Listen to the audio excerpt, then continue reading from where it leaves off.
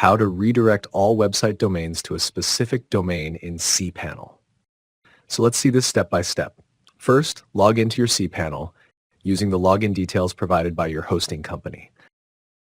Once you log in, you will land on the main cpanel dashboard. Now look for the domains section. To redirect domain in cpanel, click Redirects under the Domain section. On this page, you can set up website domain redirection. In this field, you can choose either a temporary redirect or a permanent redirect type.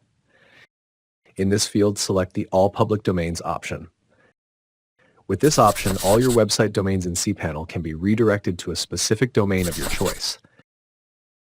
In the Redirects To field, enter the website domain name to which you want all your domains to be redirected. Finally, click the Add button. And done successfully. All the website domains in cpanel will now be redirected to this specific domain in cpanel. If you found this tutorial helpful, please like the video, leave a comment below, and share it with others. And don't forget to subscribe to the channel.